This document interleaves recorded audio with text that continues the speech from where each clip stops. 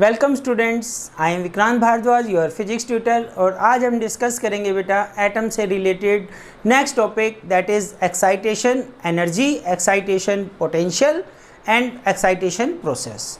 Then we are discuss all about ionization. What do you mean by ionization process, ionization energy and ionization potential? One by one discuss करते हैं बेटा। Chapter atom, NCERT के according chapter number 12।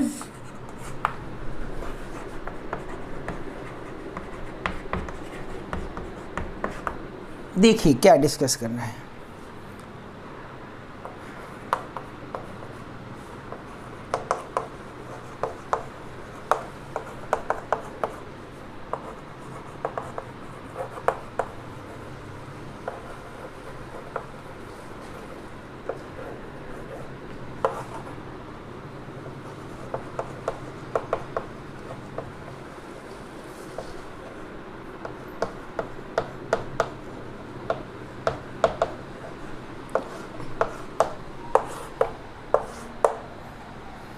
इससे पहले बेटा हमने discuss किया कि जब इलेक्ट्रॉन स्टेशनरी ऑर्बिट में रिवॉल्व करता है, जो बोर पोस्टुलेट्स का थर्ड पोस्टुलेट यूज़ करके, तो उसकी एनर्जी आती है -2 pi square m k square z square E4 divided by n square h square, divided by n square h square.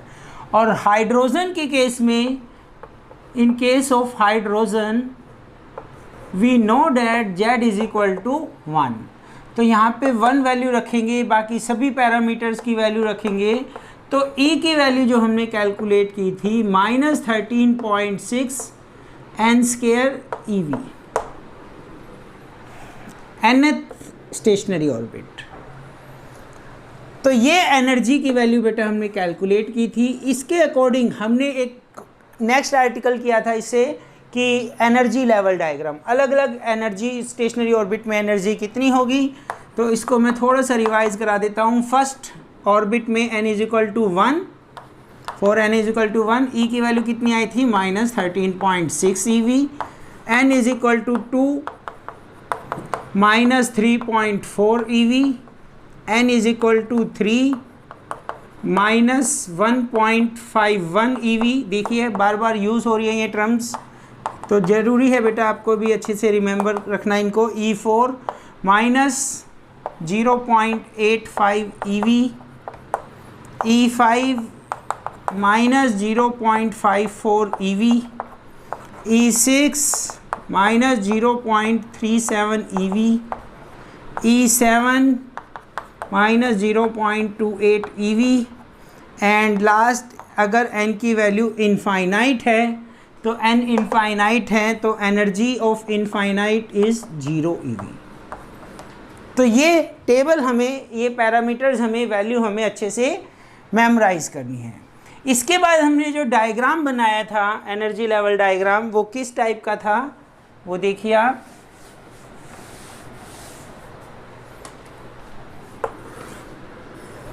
Late us consider n is equal to 1। कितनी value बेटा, n1 पे -13.6, मान लेते हैं n is equal to 2 -1.51, n is equal to 3 -0.8, नहीं ये कितनी थी 3.4,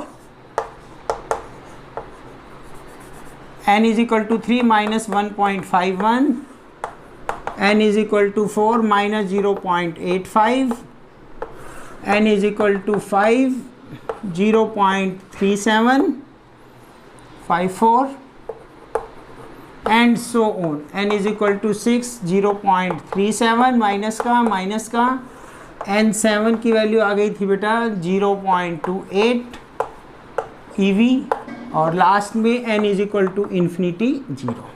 ठीक है, मैंने प्रॉपर स्केल नहीं दिखाया, पर हमें याद रखना है जैसे जैसे n इंक्रीज़ करेगा स्टेशनरी ऑर्बिट की जो इंटेंसिटी है क्राउडेड हो जाएगी। क्या हो जाएगी? Crowded, close to each other. इतनी नॉलेज होनी चाहिए बेटा आज के टॉपिक हमें डिस्कस करने के लिए। अब first term is excitation. Excitation जैसा कि नाम से ही पता चलता है, जब भी किसी इलेक्ट्रॉन को एनर्जी मिलती है तो वो हायर एनर्जी स्टेट में जंप कर जाता है। ये इलेक्ट्रॉन की ये जो स्टेट है बेटा, इसको हम बोलते हैं ग्राउंड स्टेट। क्या बोलते हैं? Ground state. याद रखेंगे आप, ग्राउंड स्टेट का मतलब n इज इक्वल टू 1। इसमें गया तो हम एक बार तो इसको हम बोलेंगे first excited state. First excited state, तो फर्स्ट एक्साइटेड स्टेट में n इज इक्वल टू 2। इसमें गया तो बोलेंगे हम second excited state. Excited state, second का मतलब 3, मतलब एक्साइटेड अगर मैं कहता हूँ nth एक्साइटेड स्टेट में गया तो n+1 उसका स्टेशनरी ऑर्बिट होगा। फिफ्थ एक्साइटेड स्टेट में गया तो n की वैल्यू क्या लोगे आप? 6 लोगे। Second, third, fourth, fifth, n is equal to 6 +1 level होता है। ठीक है, क्या बताया मैंने? n is equal to 1 ground state, first excited state, second excited state, और ये नंबर इससे 1 ज़्यादा होगा। ग्राउंड स्टेट का मतलब n is equal to 1, first excited state का मतलब n is equal to 2, second excited state का मतलब n इज इक्वल टू 3। फिर से आइए, एक्साइटेशन का मतलब क्या है? It is the process in which electron get energy. It is the process in which electron get energy from any external mean and jump into the higher energy orbits and jump into the outer energy orbits, और वो excited state में चला जाता है बेटा। अगर electron को energy मिली और वो यहाँ से यहाँ पे चला गया तो हम कहेंगे सेकेंड एक्साइटेड स्टेट में चला गया। यहाँ से यहाँ तक गया तो क्या कहेंगे? फर्स्ट एक्साइटेड स्टेट में चला गया। तो एक्साइटेशन प्रोसेस क्या है? It is the process, excitation क्या है बेटा? It is the process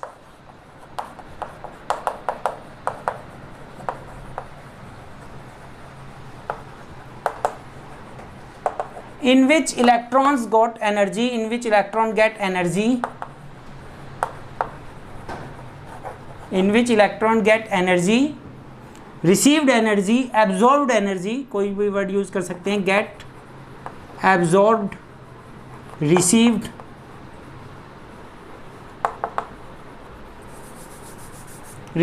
energy, and jump into some outer energy level, jump into outer energy level, outer energy orbit, outer orbit। इस प्रोसेस को हम कहेंगे एक्साइटेशन। अब कैसे इलेक्ट्रॉन को एनर्जी मिलेगी? ठीक है, कितनी एनर्जी? एक्साइटेशन एनर्जी का मतलब क्या है? मान लो यहाँ से यहाँ तक जाने में इसको 10 EV की एनर्जी की रिक्वायरमेंट है, तो एक्साइटेशन एनर्जी क्या होगी? 10 EV। ठीक है, कैसे इसको हम एनर्जी देंगे? सेकंड टर्म देखिए, एक्साइटेशन एनर्जी। तो यहाँ पे जो इलेक्ट्रॉन्स होगा आपका फ्री इलेक्ट्रॉन्स, कोई भी फ्री इलेक्ट्रॉन्स हैं, ठीक है, और ये हमारा जो इलेक्ट्रॉन है, मान लीजिए ये कोई फ्री इलेक्ट्रॉन्स हैं, फ्री इलेक्ट्रॉन्स। हमने पोटेंशियल डिफरेंस अप्लाई किया, क्या अप्लाई किया? पोटेंशियल डिफरेंस अप्लाई किया, इलेक्ट्रिक फील्ड अप्लाई किया, और इसके पास एनर्जी आ गई। कौन सी एनर्जी बेटा? Kinetic energy. एनर्जी आ गई और ये स्ट्राइक करता है, किसके साथ स्ट्राइक करता है? ये जो हमारे इलेक्ट्रॉन्स रिवॉल्व कर रहे हैं स्टेशनरी ऑर्बिट में, तो इस इलेक्ट्रॉन जिससे स्ट्राइक किया दैट इज़ ऑर्बिटल इलेक्ट्रॉन। कौन सा इलेक्ट्रॉन कह दिया मैंने इसको? ऑर्बिटल इलेक्ट्रॉन के साथ स्ट्राइक करता है और अपनी एनर्जी इसको ट्रांसफ़र कर देता है, और ये इलेक्ट्रॉन जंप करके आउटर एनर्जी ऑर्बिट्स में चला जाता है। This is known as excitation. And जितनी एनर्जी उसको चाहिए वो क्या होगी? उसकी एक्साइटेशन एनर्जी। तो इलेक्ट्रॉन ऑर्बिटल इलेक्ट्रॉन के साथ स्ट्राइक करता है, एंड ये जो ऑर्बिटल इलेक्ट्रॉन है ये jump into any outer energy state, jump into any outer energy state. अब कितनी एनर्जी चाहिए बेटा? तो ये जो एनर्जी रिक्वायर्ड है, this is equal to the difference between two, and the energy required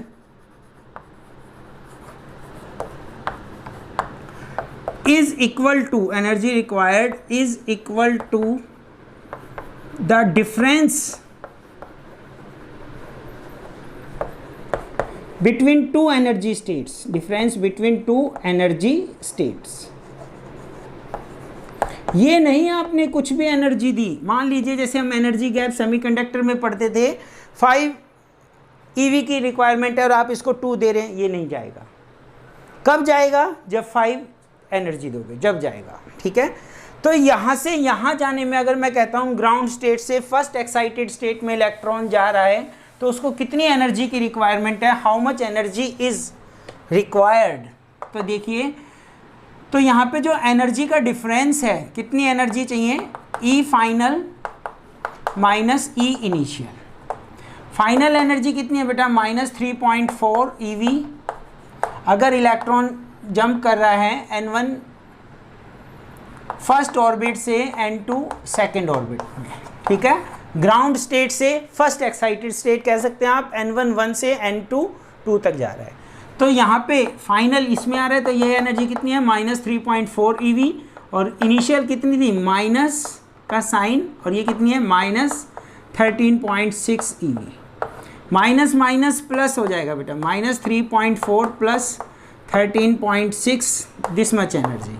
तो ये एनर्जी आपकी कितनी आएगी, 13.6 में से 3.4 सब्ट्रैक्ट करोगे तो आप 201 10.2 EV एनर्जी की रिक्वायरमेंट है पॉजिटिव में। तो जब हम इस इलेक्ट्रॉन को दिस मच एनर्जी प्रोवाइड करेंगे 10.2 EV इलेक्ट्रॉन, तो ये ग्राउंड स्टेट से फर्स्ट एक्साइटेड स्टेट में चला जाएगा। That energy is known as its excitation energy. अब बात करते हैं बेटा पोटेंशियल की। तो यहाँ पे हमने बात की थी जो फ्री इलेक्ट्रॉन्स है जो एनर्जी देता है, तो उसको हम एक इलेक्ट्रिक फील्ड अप्लाई करते हैं, पोटेंशियल डिफरेंस अप्लाई करते हैं, ठीक है, एनर्जी देने के लिए कि ये जंप करें। तो पोटेंशियल क्या होगा, excitation potential, excitation potential, it is the minimum potential. Words में लिखना है तो आप ऐसे लिख सकते हैं, it is the minimum potential, minimum potential difference required by an electron to jump from inner orbit to outer orbit, inner orbit to outer orbit। अब इसकी वैल्यू क्या होगी इस पर्टिकुलर केस में, अगर इलेक्ट्रॉन ग्राउंड से फर्स्ट में जा रहा है तो ये जस्ट सिंपल, ये हमारी एक्साइटेशन एनर्जी है। तो पोटेंशियल किसके इक्वल होगा बेटा, excitation energy, excitational energy divide by E से डिवाइड कर देंगे हम, तो कितनी है 10.2 EV। ई से डिवाइड किया, ई से ई कट गया, तो आंसर कितना आएगा 10.2 वोल्ट। तो देखो ये 10.2 EV तो है एनर्जी, EV इलेक्ट्रॉन वोल्ट क्या है, एनर्जी, और 10.2 वोल्ट क्या है, this is the minimum potential. Potential into charge क्या बनती है, पोटेंशियल एनर्जी। पोटेंशियल इलेक्ट्रॉन का चार्ज E, तो potential into E potential energy. तो अगर मैं कहता हूँ मान लो कि excitation potential energy, for example, चलिए एक और क्वेश्चन लेते हैं, आपका कंसेप्ट क्लियर होगा।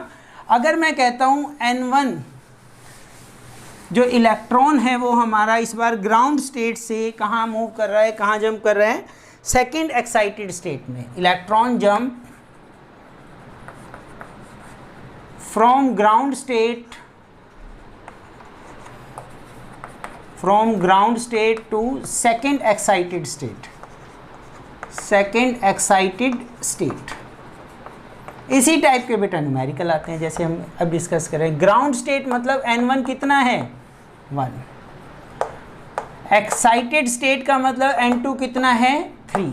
This is the second excited state. ठीक है, पहले निकालेंगे एक्साइटेशन एनर्जी, एक्साइटेशन एनर्जी ये हो जाएगी final means E3 minus E1। E3 कितना है बेटा, -1.51 माइनस E1 कितना है, -13.6। तो ये माइनस माइनस प्लस, तो 13.6 माइनस 1.51, तो ये आएगा प्लस का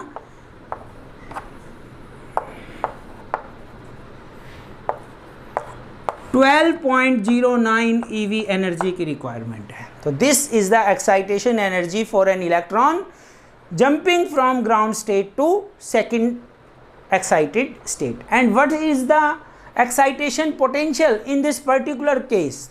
So in this particular case, this is the excitation energy and this is the excitation potential. कैसे निकालेंगे excitation potential? This is equal to excitation energy, excitational energy divide by charge.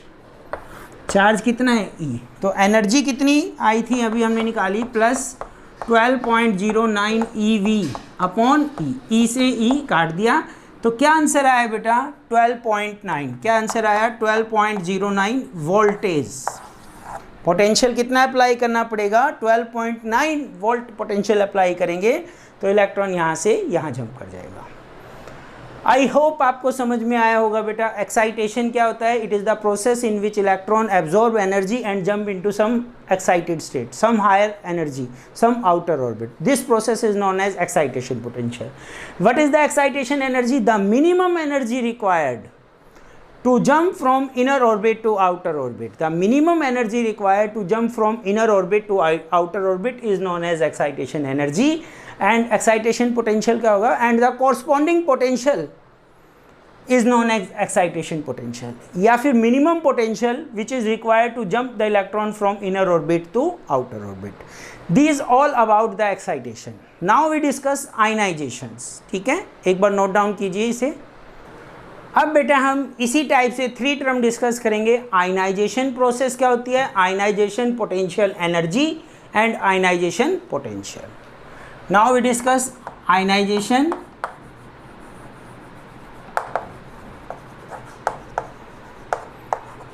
Second ionization energy and last is ionization potential.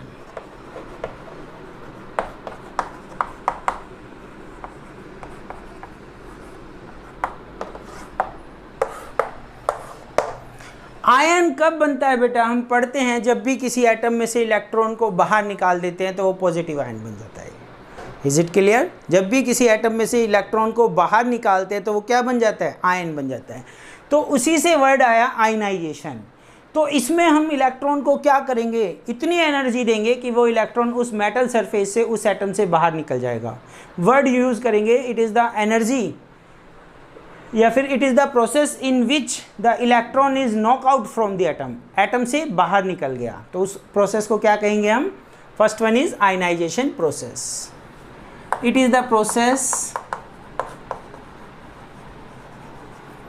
In which electron knock out from the atom is known as knockout from the atom is known as ionization process. क्या कहेंगे उस process को? Ionization process. Ionization energy क्या होगी बेटा फिर? Ionization energy it is the minimum energy required by an electron to leave the electron from its ground state to n is equal to infinity. ठीक है, तो it is the minimum energy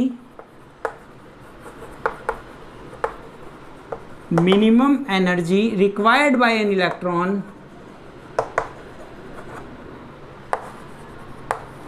it is the minimum energy required by an electron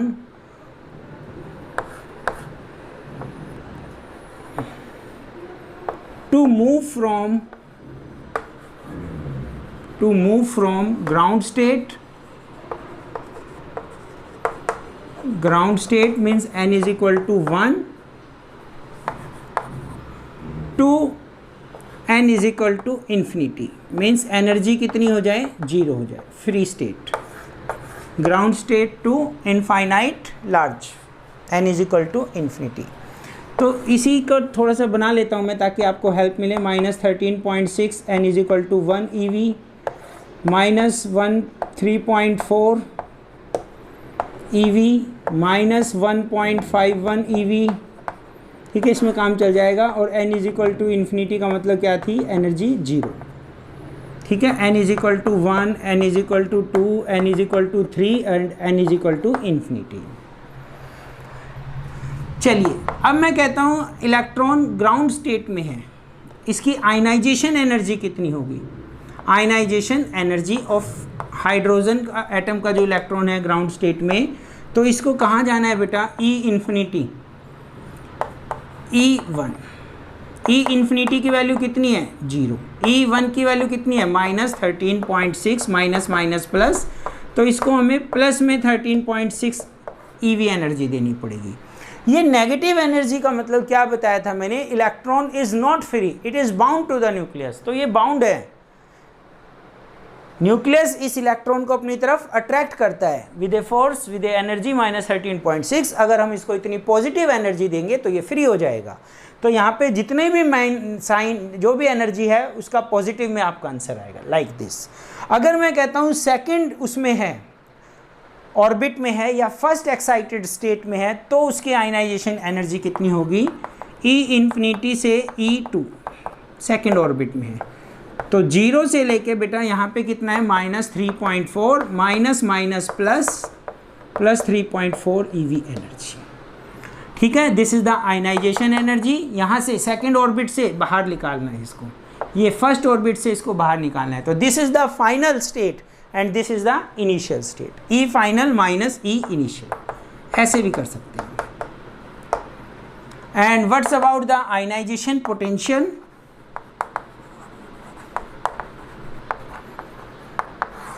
it is the minimum potential required by an electron to leave the metal surface, to leave the electron from its initial to final position। और final position क्या होनी चाहिए, n0, 0 energy state तक आ जाए। तो इसकी value कैसे calculate करेंगे, जैसे आपको आइडिया लग गया 13.6 V एंड 3.4 V, तो क्या आएगी, आयनाइजेशन एनर्जी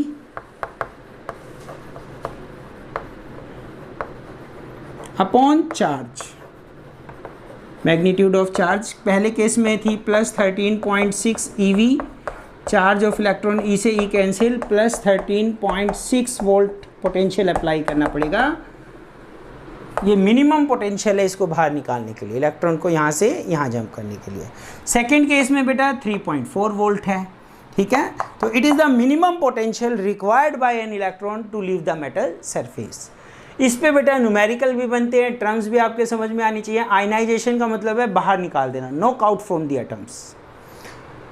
कहाँ पे है और फाइनल एनर्जी कितनी होगी, 0। फाइनल एनर्जी 0 होगी। इनिशियल वो जहाँ पे भी है, ग्राउंड स्टेट में है, फर्स्ट एक्साइटेड स्टेट में है, सेकंड एक्साइटेड स्टेट में है। ठीक है, डिफरेंट वैल्यू आएगी, डिपेंड करता है इलेक्ट्रॉन कहाँ पे है।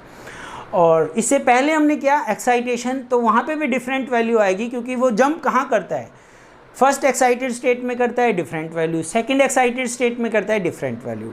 तो आज बेटा हमने 2 टॉपिक डिस्कस किए, excitation and ionisation in details. इन पे आपके न्यूमेरिकल्स भी बन जाते हैं। Thank you very much, have a nice day.